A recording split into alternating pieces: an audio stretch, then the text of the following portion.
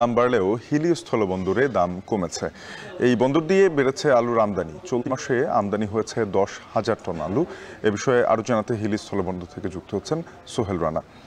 সোহেল, জানাবেন হিলি স্থলবন্দরে আলুর দরদাম কেমন? কত টাকা দরে প্রতি কেজি আলু আমদানি হচ্ছে? খুচরা ও পাইকারিতে দাম কত?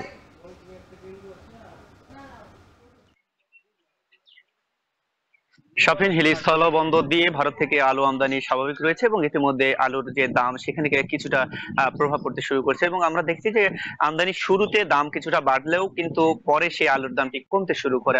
বাজারে আলুর দাম যদিও অপরিবর্তিত রয়েছে, তবে বন্দরে কিন্তু প্রতি কেজি আলুতে 4 থেকে 5 টাকা কমেছে আমরা দেখেছি। আমি আপনাকে একটু যদি বলি যে এখানে দুই ধরনের আলু আমদানি হচ্ছে ভারত থেকে। একটি ডায়মন্ড জাত, যেটি সাদা বলা হয়, এবং স্টিক জাতের যে আলু রয়েছে সেই দুটি জাতের আলু আমদানি হচ্ছে এবং এই দুটি জাতের আলুতেই কিন্তু 4-5 টাকা কেজি দাম কমেছে। আমি দামের বিষয়ে যদি আপনাকে একটু বলি যে দাম যেটি ছিল আসলে ডায়মন্ড জাতের যে আলুটি 50 থেকে 52 টাকা কেজি দরে বিক্রি হয়েছে, সেটি বর্তমানে 45 থেকে 46 টাকা কেজি দরে বিক্রি হচ্ছে এবং স্টিক জাতের যে আলুটি রয়েছে সেটি কিন্তু 55 থেকে 56 টাকা কেজি দরে বিক্রি হয়েছিল, সেটি বর্তমানে 52 থেকে 53 টাকা গতকাল বিক্রি হয়েছে। অর্থাৎ আমরা বলতে পারি যে কেজিতে 4-5 টাকা বন্দরে কিন্তু ভারতীয় যে আমদানি কিন্তু আলু রয়েছে সেটির দাম কিন্তু কমেছে। এবং বাজারের চিত্র যদি বলি, বাজারে কিন্তু দেশি আলু বিক্রি হচ্ছে 60 টাকা কেজি দরে এবং ভারতীয় যে আলু রয়েছে সেটি 55 থেকে 56 টাকা বিক্রি হচ্ছে। অর্থাৎ দাম কিন্তু খুচরা বাজারে এখনো অপরিবর্তিত রয়েছে। আমি ব্যবসায়ীদের সাথে কথা বলেছিলাম, তারা যেটি বলছেন যে আসলে আলু আমদানি যদিও স্বাভাবিক রয়েছে, প্রতিদিন